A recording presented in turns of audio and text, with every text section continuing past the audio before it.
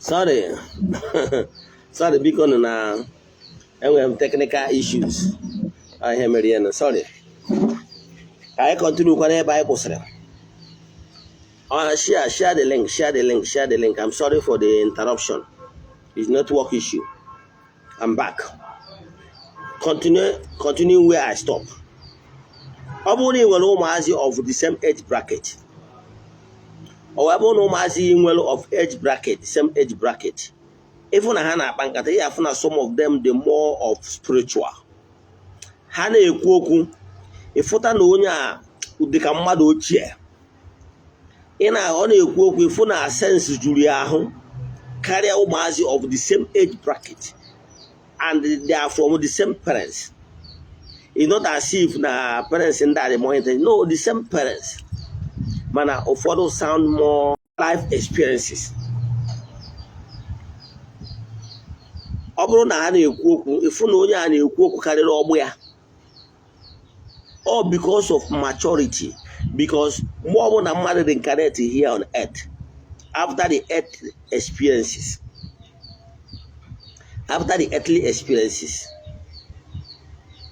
Then what benefit the spirits is the experiences you had. That what we give print in your spirits, and that is the only thing the spirit will carry over to the next world. Onya ka ana akpọ iyi ụwa. Example, mmadụ nwere ike because of na di amara ya na o mere ihe niile o mere ka di maya mana ihe niile o mere ihe ejikwa ụgwọ banza. O nwere ike si na ụwa ọzọ ya abịa na di amara ya na ụwa ọzọ ya abịa na ya ndị. If na that experience ya o nwere and we go imprint in Obia. Because of that, will take us some certain decision in his next earth life. That year one no one here was Yamanu Dioso, and we'll go effect Nandria. Then I do just one day, Mother, where he came to move. Keria Batalona Namado. Ọ bụrụ na ekotara na n'ụwa kedu ihe kpatara na mmadụ aya amazi who he or she was in the previous earth life. Yes, the reason is simple. In human being, we have two brains. The frontal brain, that is the intellect brain, knowledgeable brain, the frontal brain. Then we have the back brain. Back brain is more of spiritual brain. The back brain is more of spiritual brain. It's like the antenna that connects all the vibrations in the spiritual realm and pass it to the frontal brain. I just use those simple analogy and make it name. Now the earthly intellect, the knowledgeable brain, we interpret that dream the back brain received asleep. So on your because knowledge, the academic knowledge is stored in the frontal brain. And the brain is this frontal brain is part of the vessel, the earthly clock, the body. HF kwani ihe ngwara na mbido na the human spirit consists of the spirit and the vessel, the earthly body. Now, putting together,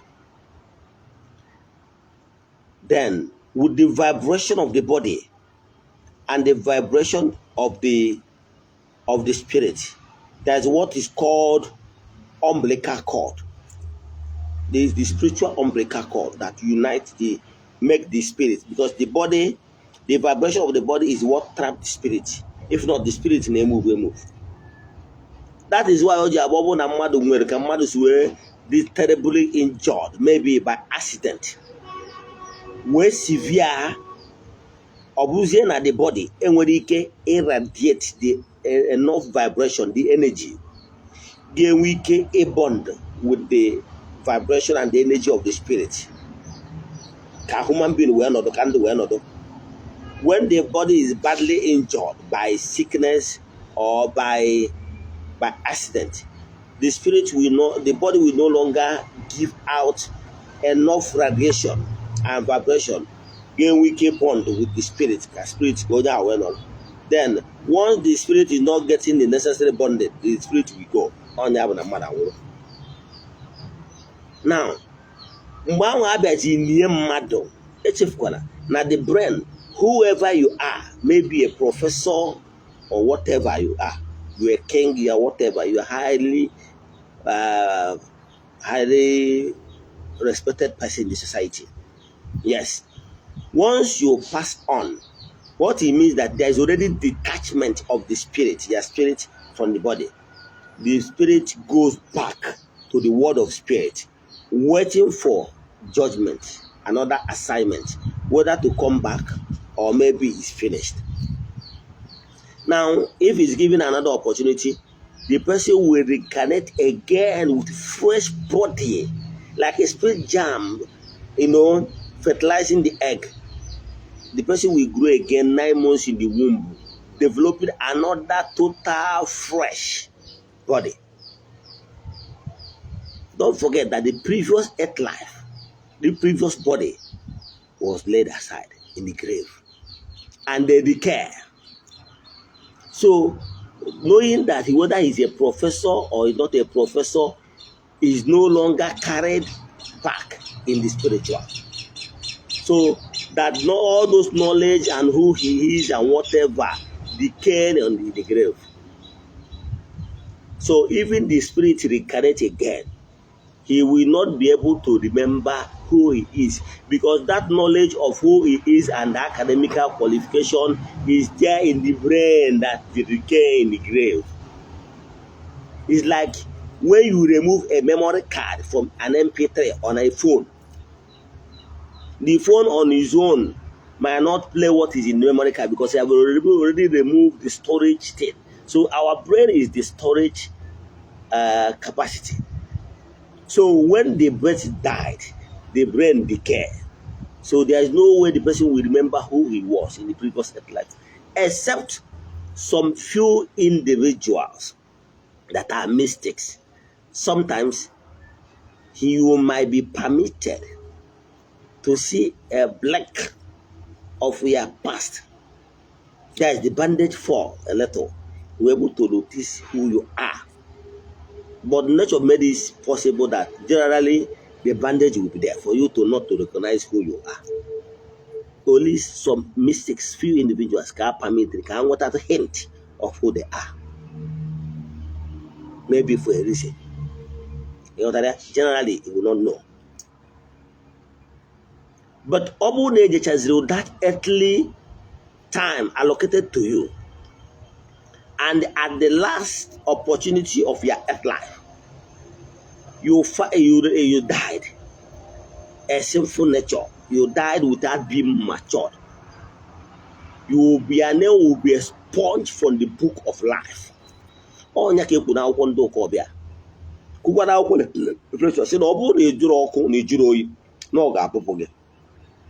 Mgbe a sị na onye awọnwụ nke Igbo na-agba, mgbe a ga-delete your existence from the book of life,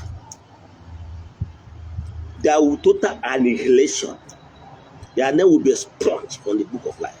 What it is that you are no longer a human spirit. After giving you the highest, the highest death that will happen to a human spirit is facing the entire total damnation. Expunging your name from the book of life. It means you will no longer be a human spirit. That is the highest punishment, the damnation. All you can do for the but that is not like hellfire. But the highest punishment is that you are no longer human. You may be demoted. Maybe to become a tree or animals, and if you're a tree, You will die, or somebody will cut you off and use you as a firewood, and that is the end of your existence. If you're an animal, somebody will use you to do sacrifice or to eat you up to nourish his own flesh. That's the end of existence. You are end your harvest. That is the highest punishment that can happen to any human spirit. But if you mature at the end of time allocated to you, you join to the chair. Got it?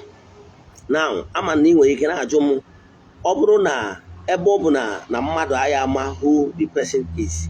Our mobu malo, the how many times you have been here on earth, you will not know. My name will a few individuals any opportunity to know that. Because I'm going to go last of the sense. You got for Padre Pio. San Padre Pio. He bilocate. It can be in two different places at 2 different times. You got that? But in rare cases, that's why in that rare cases we see some people that can reincarnate on we cannot madonna abowa. Ụfọdụ nkwara ike ịjụ kedu ihe kpatara eji enwe onye nwere ike ịpụta asị na n'ọdị ndụ wee lụọ mmadụ ụwa. Yes, all the possible. Ihe o ji dị possible bụ na somebody might still be here living on earth, but months, years back, the person is already gone in the spiritual. Because like I always say, before anything will take on form in this world of physical, must have taken on form in the spiritual realm. So all the possible no onye dị ndụ nwere ike ịnọ mmadụ ụwa is wish. It's like your iwa, what you long for. Your request might be permitted. All the work of ụfọdụ ihe ndị mmadụ na-ajụ nwoke nwere ike reincarnate ịnọ nwaanyị ụwa ma nwaanyị nwere ike ịnọ nwoke ụwa. Yes, it's a free will thing. Somebody nwere ike ịbụ nwoke in the previous life. Mmadụ ọsị na ụmụ nwaanyị na-eri alafia na ya chọrọ n'ụwa nke ọzọ ya abịa na ya ga-abụ nwaanyị. The person is longing towards the feminine vibration, and since he had desires here, and the way to take it as you were, then the wave of fate will weave it for him or her. Make here in the next world, his wish or her wish will be granted. Only God best who was either or the connected, but the spirit in him is still who he is, the masculine spirit. Man, at the physical earthly clock. All you do is no wa, but I want. I have a half one. Oh, you are one, mana. Opa, whoop, okay. You are quite careful for them, okay. How with the physique of a man, but their heart is so fragile, like a woman's heart. Not there. So whatever that is happening, so we say. In reincarnation, why is it that Nande Mado no one can be an yes, why is possible in your previous earth life, whatever you sow you will be storing for you in the spiritual store of the goodies or spiritual store of the bad. Now, for the fact that now I'm on a family is as a result of either decision you took on your own, that nature come on a family day to give away experience, so experience for your own spiritual maturity, or because of your previous earth life, where you were born is what you deserve. So now I'm on a family that was never a mistake. It's fate that made it possible. The law of karma that made it possible for you to face where I suppose. Some people will now say, if reincarnation is true, why is it that some people will be living a good life and things will still be difficult for them? Why you see somebody that is living bad life, things are moving well for him? God Almighty is not partial. Yes, that man you are calling a good man now, because you are judging him from the time you know him on earth, right? He's a brother, he's a good man, he's a good man. Do you take the account of what and the type of life he lived in the previous life? Let me tell you what is happening. That man you see that is evil now, but things are moving for him. Believe in me, must have sowed good things in the world of spirit in the past. Maybe in the previous life, he lived a good life, sowed good seeds, and maybe he was not allowed to live long enough to reap the goodies of life which he sowed for. Now, coming in this present second life, he continued where he stopped. Now, since it's already time for him to reap goodies of life before he passed on. Now, coming to this present life, he will start from getting goodies of life. Maybe he will be born in a rich family. Maybe will be reaping goodies. Favor will be following him, despite being wicked and doing all this. Forget about the life and sowing seed is sowing negative seed is sowing now. For the fact that the tap of the spiritual store of goodies, which is expensive, is still flowing down to him. Time will come when he will exhaust the spiritual store of goodies, which he have labored for. When that store is empty, he will start reaping the bad, which he is sowing now. If he lived enough life, he will start reaping those bad he's sowing now. But if he did not live enough to start reaping the bad he's sowing now, those bad will be brought forward and they will wait for him in his next life. The same thing with somebody that maybe in previous earth life he sowed bad and he didn't live enough to reap it. He might be brought forward in this present earth life. He will be experiencing those because he must pay up the debt. Our Galatians 6:7 says, God can never be mocked. Whatever a man sow, he must reap. He will brought it forward for you in your next life. Now, but even if things are not working well for you at this particular earth life, never give up.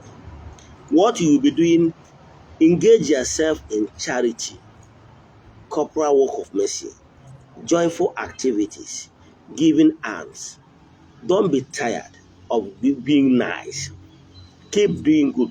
Those goods you are doing will help you to eliminate those bads that is in your spiritual store of bad.